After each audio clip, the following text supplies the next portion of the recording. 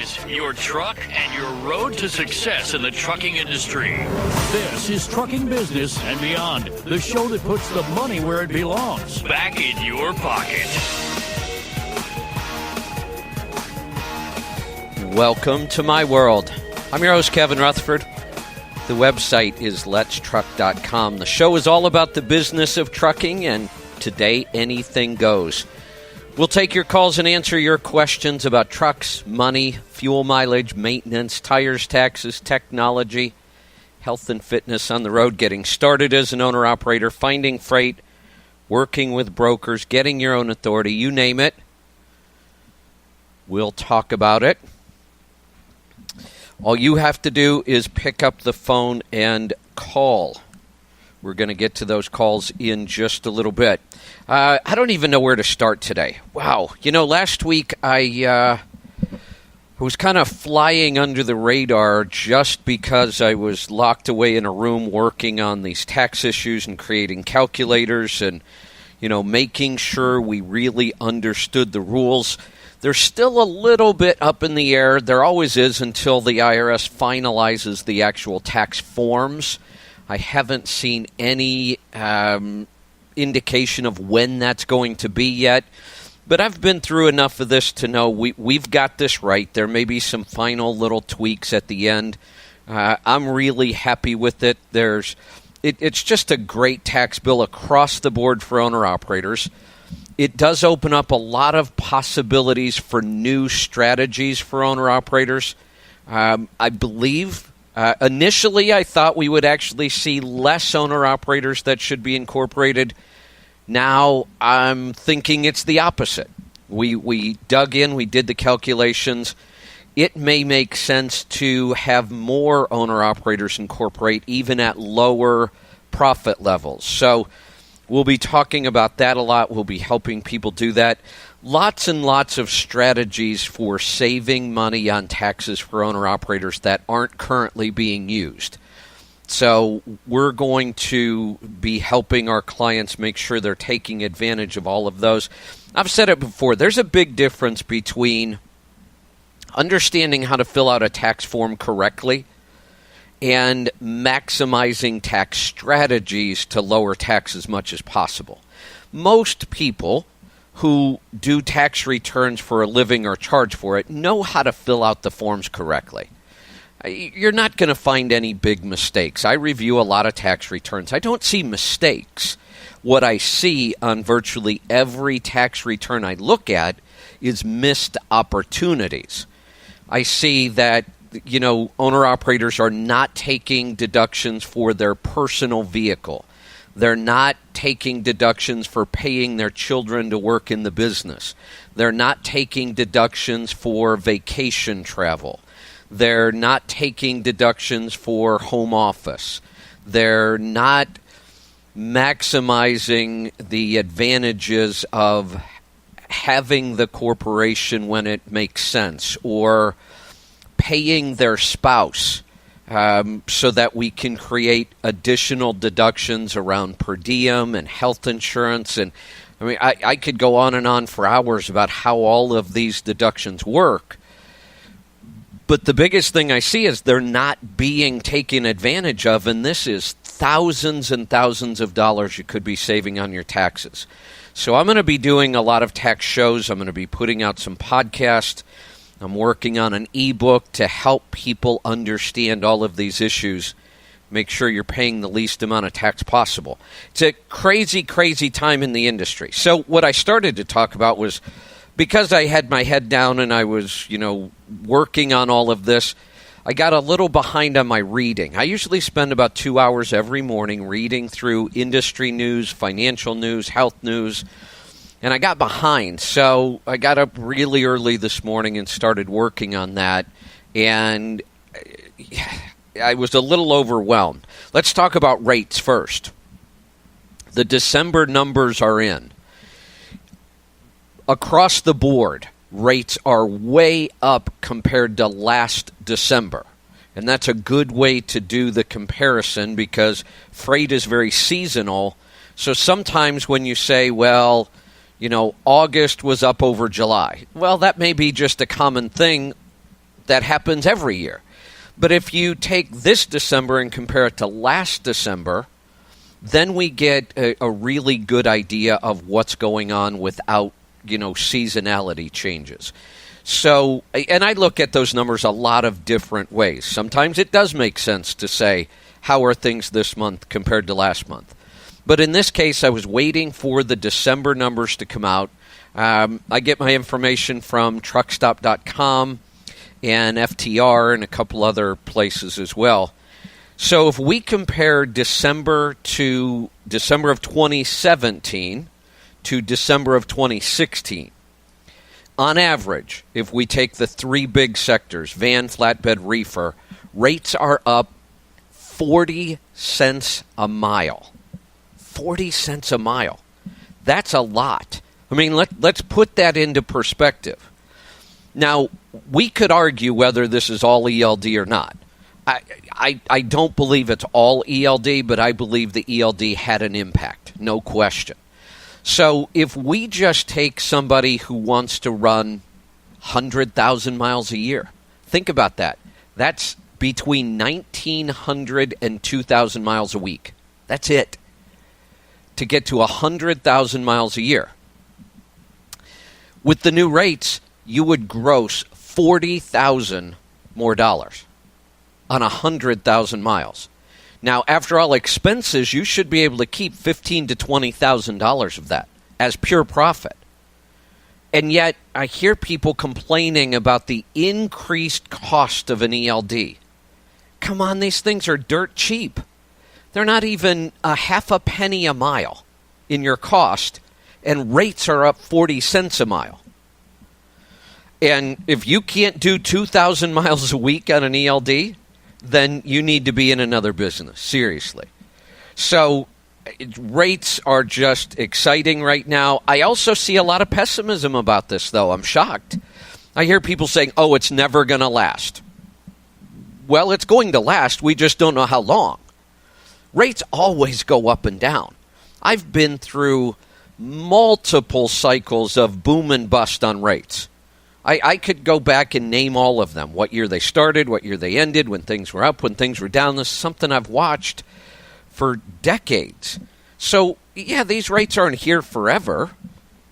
They will eventually go back down, but they're still climbing. They're starting to level off a little bit, maybe, but that's hard to tell because of the holidays. So it'll be interesting to see when we finish January and look at January's numbers compared to last year. So, but even if they leveled off right here, these are record-setting rates. How long will they last? I don't know. But why are we worried about, that they're just going to go away? Why not enjoy the rates while they're here? I'm just shocked at how pessimistic some people can be. No matter how good things are, they find the bad to look for. Another article I read this morning. The carriers are betting on the fact that this freight volume and these rates are going to be around for a while. Trailer orders, and this is an important number that I watch. Trailer orders are setting records. One, because there's a lot of freight, but two, because there's a lot of freight and not a lot of drivers. So the big carriers are going to be trying to expand their drop and hook operations because that maximizes their capacity. So they are out investing heavily in new trailers. That's a good sign. That's a good sign of a lot of freight. The big carriers that are doing this, they all have the analysts on staff. They're watching these numbers and they're betting on the fact that this environment we're in is going to be around for a while. So I don't know why you would be pessimistic about this. Take advantage of it, make money. Along those lines, I read an article, it was in Landline Magazine, OIDA, and there seems to be this huge divide in the industry right now.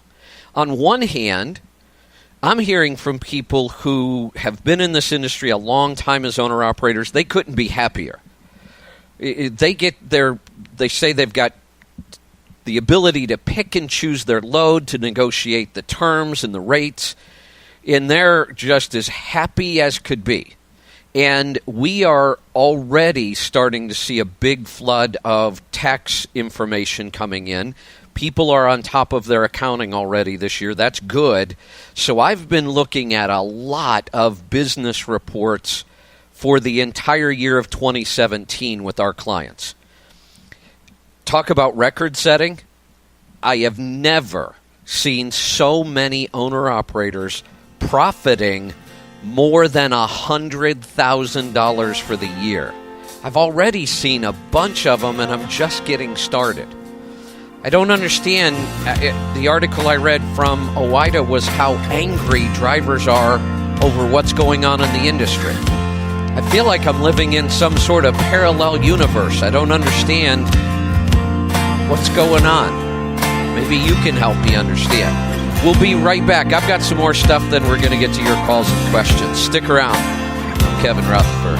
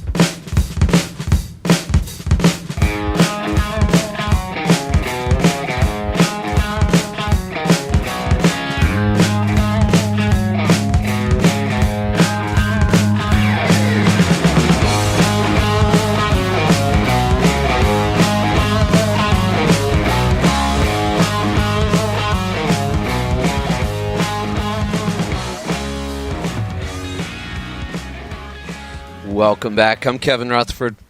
We're going to get to the calls in just a little bit. So much going on. All right, so I'm seeing this huge divide. Like I said, the article in Landline was talking about how angry drivers are over what's going on in the industry, and yet I'm seeing the exact opposite, how happy, prosperous, profitable owner-operators are in this market right now. Now, let me clarify something. When I talk about how good the news is, rates are up, lots of freight, the tax bill, all of those things, I'm primarily talking about owner-operators. That's my market. Maybe what OIDA is hearing is from a lot of drivers. I don't think the news is horrible for employee drivers, but it's not nearly as exciting. You know, rates going up have a much slower effect on them. You know, let's take, for example, rates being up, and this is spot market rates, so they're up 40 cents a mile. You should be able to profit an additional 15 cents a mile on that number, or at least that much, maybe even as much as 20 profit. Well, I don't see carriers raising their driver pay anywhere near that. So, yeah, there might be some new bonuses, some driver pay going up. It clearly is, but not at that rate. So the rates aren't nearly as beneficial to company drivers as they are to owner-operators. Or owner-operators in a mileage contract aren't seeing these kind of rates. If you're in a percentage contract, you're taking advantage of all of this. If you're an independent, it's just a great time to be an independent right now. The tax reform. Great for owner-operators. It was so-so for company drivers. There are some ways to create some advantages if you know what you're doing, but some drivers are going to lose out on this. So maybe that's why I see this difference. I don't know. It's hard to say. I've always wondered how you run an association like OOIDA that, you know, what they talk about a lot is they lobby, they try to make change in the industry. Even though owner-operators and company drivers do the same thing every day, they're out there driving, delivering freight, their days look almost identical, the issues are completely different. I honestly think those should be two different associations. There should be an association for owner-operators and maybe small fleets, because they have the same issues. Company drivers have completely different issues on many of the things that we talk about in the industry. So I don't know how you advocate for both. You know, I love to help drivers, but most of my material, most of my shows, the courses I create online are either to help owner-operators directly or help drivers become owner-operators. Because there's just not much I can do for a company driver, even less now. Under the new tax bill, company drivers won't really need a tax preparer. Their tax return is going to get drop dead simple. Along those lines, I also have to say that Landline Magazine has screwed up again, and this is causing a lot of havoc in the industry. I'm not saying this just to criticize Landline Magazine, but in December 20th, that week of December 20th, when the tax bill was signed. Now, this is last minute. That's basically the last week of the year. In many ways, that's a lousy time to get a tax bill signed. I wish it would have been 3 months earlier, but it wasn't, so we have to deal with it. But it went into effect, 10 days later, on January 1st. So everybody that does taxes or writes about taxes or is involved in trucking was scrambling to get out articles to explain what this new tax bill means. I was putting out articles.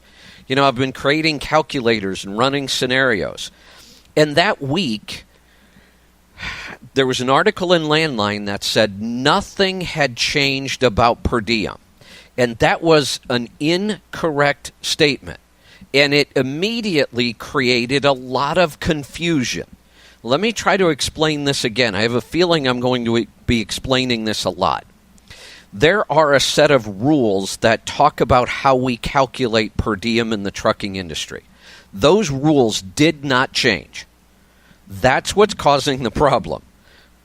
The rules on how you calculate per diem didn't change. So in Landline's column, that's what they said. They said the rules didn't change. What did change, though, and they're not making this clear, what changed is how you deduct per diem. Not how it's calculated, but how you deduct it, and that means who can deduct it. Carriers that pay per diem can still pay it, and they can still deduct it on their business tax return. Owner-operators can still deduct per diem on their business tax return, whether it's an SCorp, an LLC, a partnership, sole proprietor, doesn't matter. The difference, though, is company drivers can no longer deduct per diem. The per diem rules didn't change, but how you deduct it did. There is no such thing anymore as unreimbursed employee business expense. Now, that's a mouthful, but that's how company drivers used to deduct per diem. That has gone away completely. Now, I didn't make a big deal out of this when it happened in that first week, but when I was reading the news this morning, Landline published another article on just last week, and here is their sentence. This is all they say about it. Additional good news for truckers in this bill is that H.R. 1 does not change overnight per diems. Then they talk about the Section 274N3 of the IRS code. Here's what they said. That means truckers, that's their word, truckers retain the ability to claim 80% of the $63 per diem for nights away from home. That is incorrect. We use the word truckers. Everybody believes that we're talking about drivers, owner-operators. That is an incorrect statement.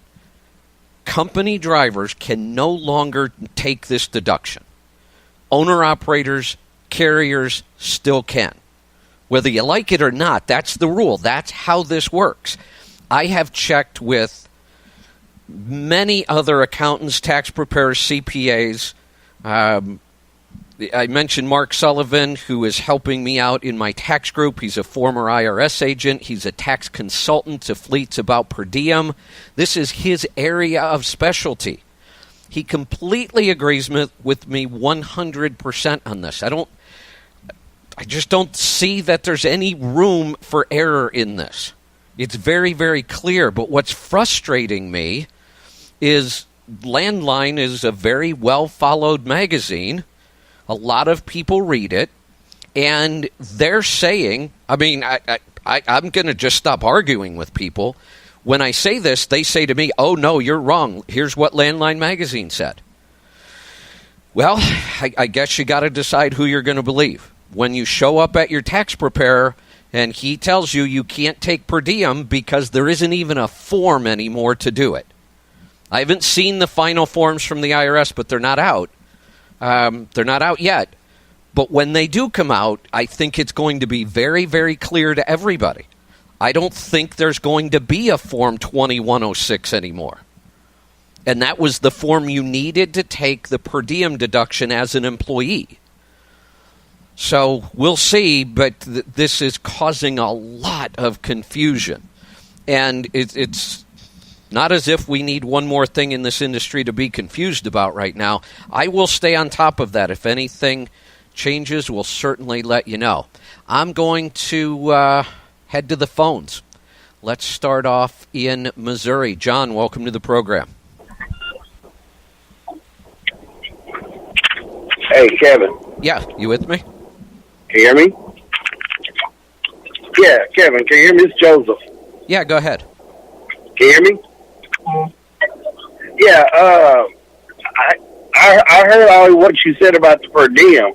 So, since that form is not available for you to use anymore, what's a better way to file my taxes? My company offers the per diem. Should I take it or not? Like, either way, do I end up having to pay more at the end of the year, or how does that work if I do or don't take the per diem? Okay, Does it matter anymore either way? Yeah, it definitely matters. So this is a really good question. Now, let me clarify something. The tax return that you are getting ready to file right now, that is your tax return for 2017. Nothing changed. Per diem is exactly the same on that return. Yeah, I understand that. Okay. And I want to make sure everybody else understands this because that's confusing a lot of people as well. Joseph, I'm going to come right back to you. I've got to get to a break. This is a good question. I'm going to clarify this for Joseph and everybody else. There's actually some good news in here. I'll tell you about that right after we get back. Stick around. I'm Kevin Rutherford.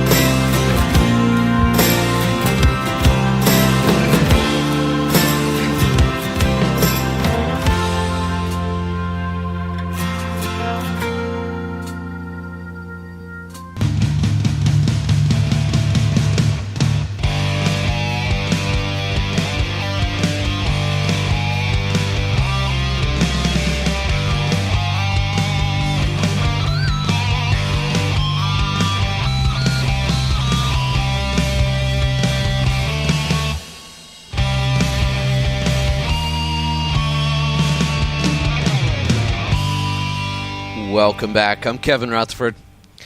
The website is letstruck.com. With all this tax confusion, it is critically important that you make sure you're working with a tax preparer who understands the industry and is on top of this new tax bill. We want to make sure, even though things haven't changed in 2017, you might as well make sure you've got somebody now and they can help you get prepared for 2018 as well. If you're looking for somebody, we can certainly help you out. This is our number one priority right now. You can give us a call.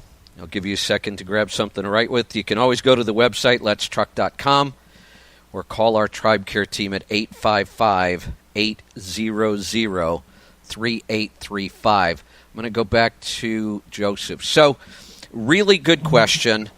If your carrier offers to reimburse per diem, that's the correct way we should be saying that. We could call it pay per diem. I've actually heard people say deduct per diem. That's wrong. The carrier is reimbursing your per diem to you. You absolutely want to take that under this new tax bill, 100%. It would be crazy for you not to take it now. Now, I know some carriers actually want to pay you a penny or two less, and we could do some numbers calculations, but I still think you're going to come out ahead, because here's the thing. You can no longer deduct it. The new rules, the new Trump tax plan said, look, instead of everybody taking all these itemized deductions, which just complicates everybody's tax return, let's get rid of all that, and we'll just double the standard deduction. So if you're single, the standard deduction went all the way up to $12,000. If you're married, it went all the way up to $24,000. So we're getting that big standard deduction. Now, on top of that, the carrier could pay you the full $63 a day in per diem. Not all of them do it that way, but they could. You get all of that per diem money tax-free, and you still get this big standard deduction. So if the carrier will pay the per diem or reimburse the per diem, this is a huge benefit to drivers now.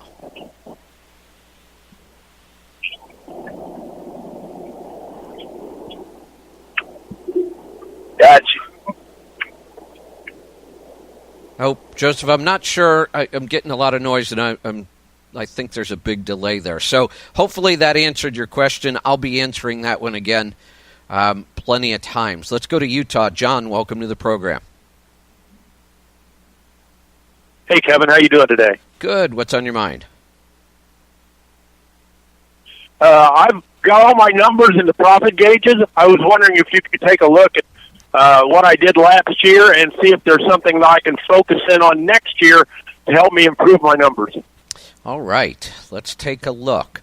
Tell me a little bit about your operation. Single driver, owner-operator, leased to a carrier, running all 48.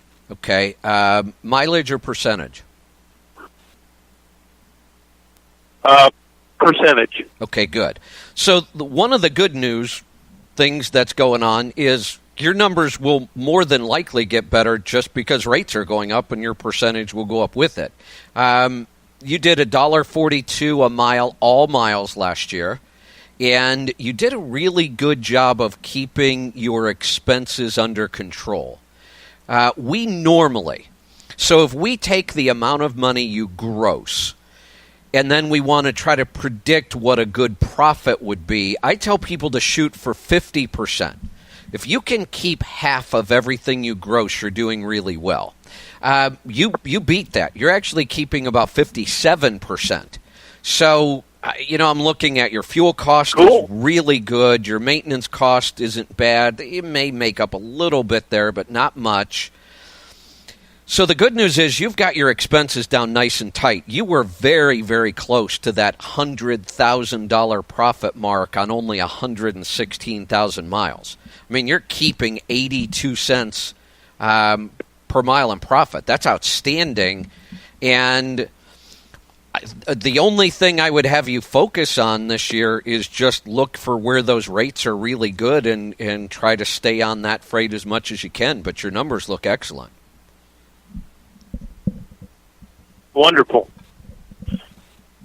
All right, well, I'll try to look at the maintenance this next year and try to keep that down. But as far as that goes, everything else looks good. Thank you very much. You're welcome. Thanks for the call. Boy, I love seeing these numbers. Seeing owner-operators making $80,000, $90,000, $100,000 a year just warms my heart.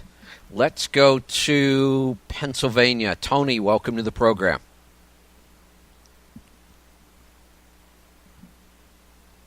Tony, are you with me?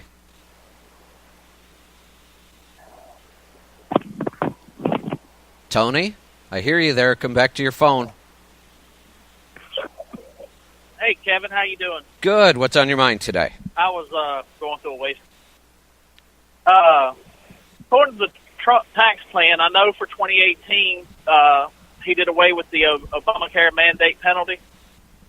And I'm hearing a lot, not confirmed, but that it would retroact to 2017. Do you know anything about it?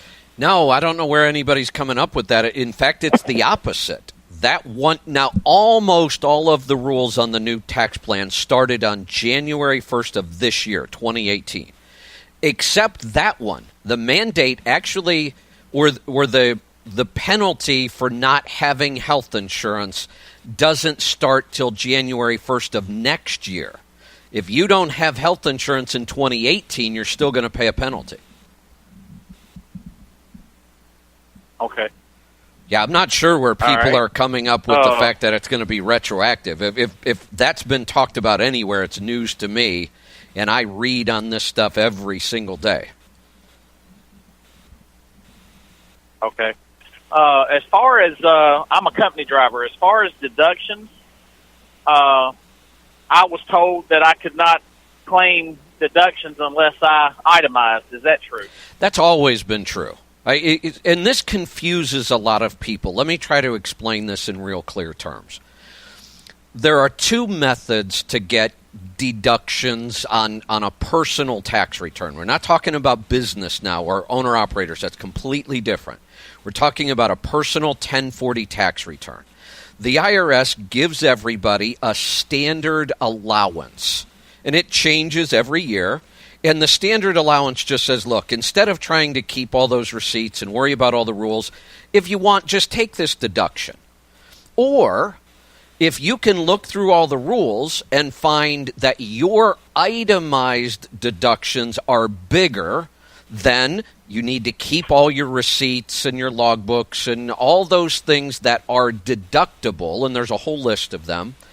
And then you would itemize, and that means filling out a bunch of other forms. But if you got above the standard deduction, it made sense to itemize because you'd pay less tax. Well, that was what this bill was trying to simplify. They didn't want people to have to do that anymore. So what they did was they got rid of most of the itemized deductions. The kind of stuff for your job, those are all gone. You can't deduct any expense that has anything to do with your job anymore, which includes per diem, supplies, gloves, laundry, all that stuff we used to do. Now, you can still deduct some big ticket stuff like mortgage interest, real estate tax with some limitations, and charitable contributions. So now what they did was they doubled that standard deduction. They said, we don't want people to have to goof around with all these receipts, all these forms, all the confusion. We'll just double the standard deduction. Everybody gets it, and there will be no more itemizing, or very little, just those big-ticket items that I talked about. That's what's changing. For 2017, the tax return you're about to file, it's identical. Nothing changed. What we're talking about, the changes, are in 2018. There won't really be any more itemizing your expenses. Does that make sense? So for 2017, we could itemize our expenses? Yes, absolutely. Like gloves, flashlights? Yep, your Sirius XM subscription. Yeah, Good. all the stuff that has been deductible forever is still deductible on the tax return you're getting ready to file right now. It's 2018 that when the changes start. Okay, so to be clear, is that still only if you itemize, or can you claim business expenses anyway? No, you have to itemize. That's always been that way. Nothing changed. That whether you itemize or take the standard deduction has been around for decades. Nothing changed about that. It's always been that way. And it will be that way until this year. Then that all changes. Stick around. We'll be right back. I'm Kevin Rutherford.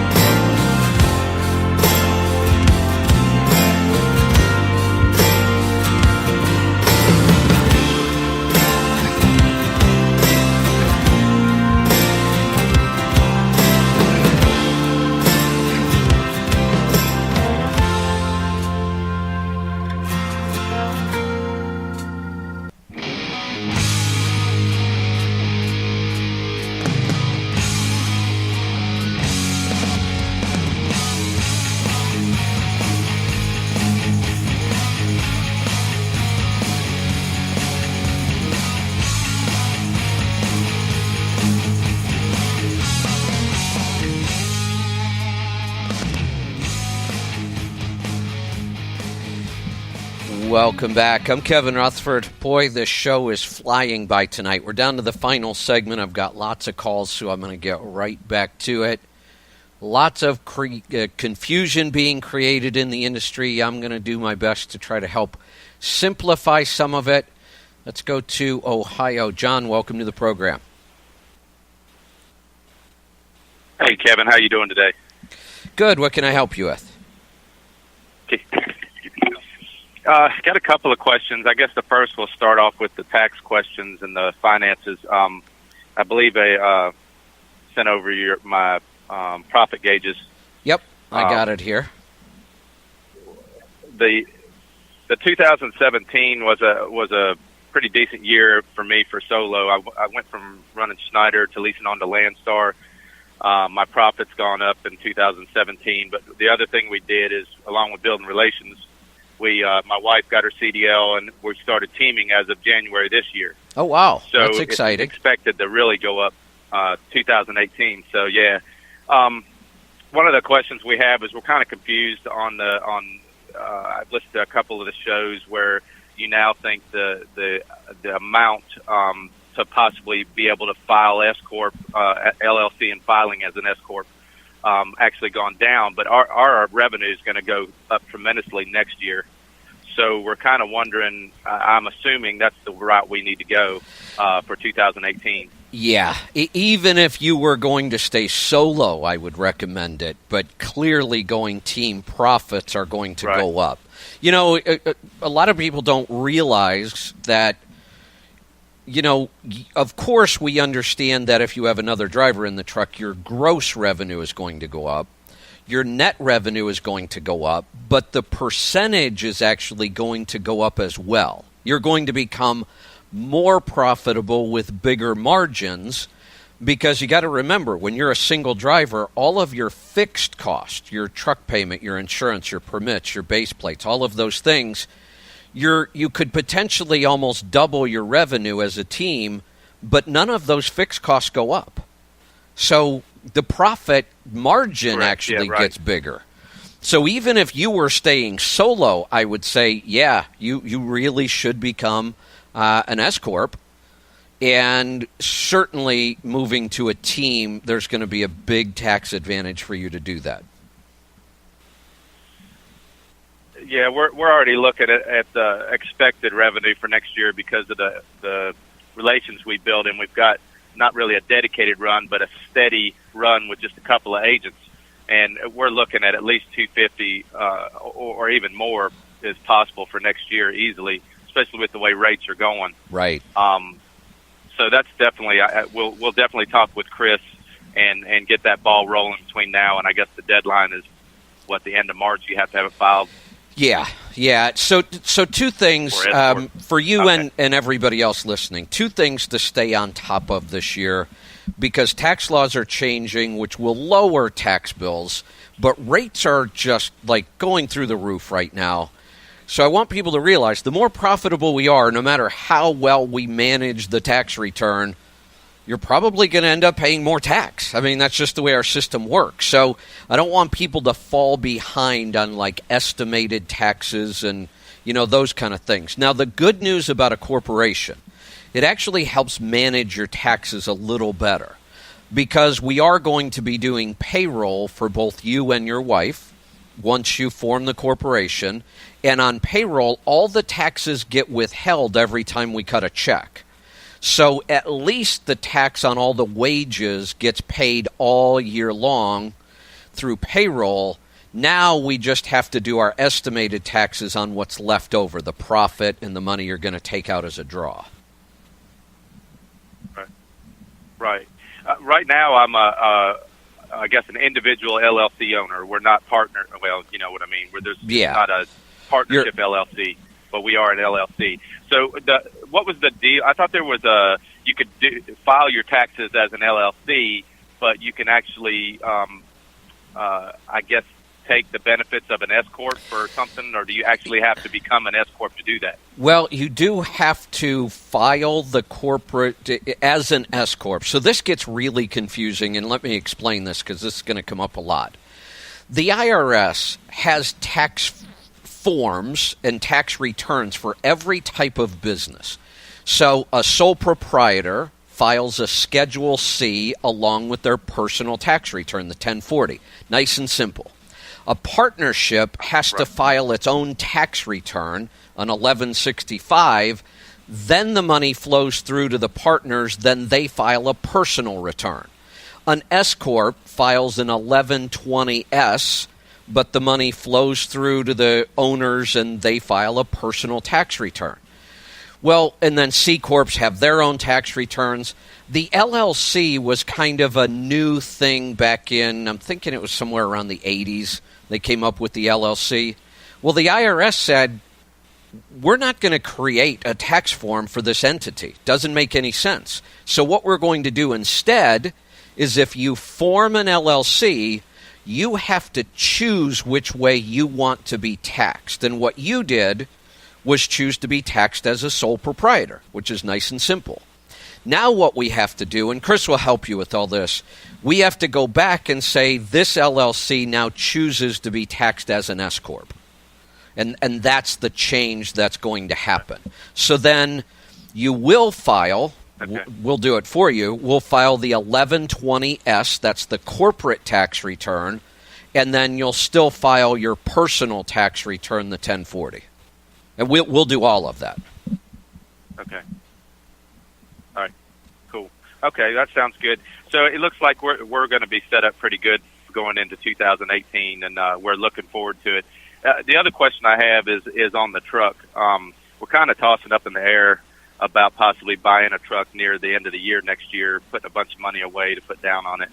But the truck I have now, it's a really good truck. She should have sent you over our oil samples.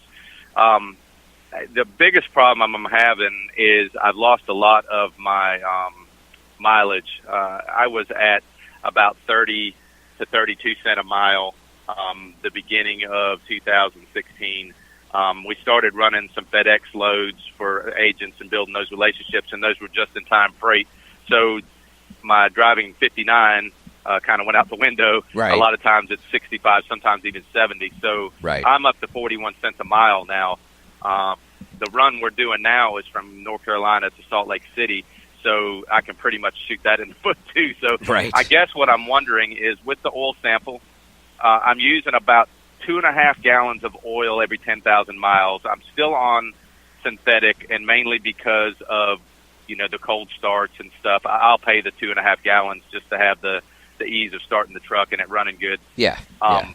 But the loss of the oil and the fuel mileage, am I looking at maybe needing to do an overhead? I really don't see anything in the oil sample. Hold on, it's not crazy or nothing. No, the engine's actually performing well, meaning it's well tuned. I wouldn't mess with the overhead.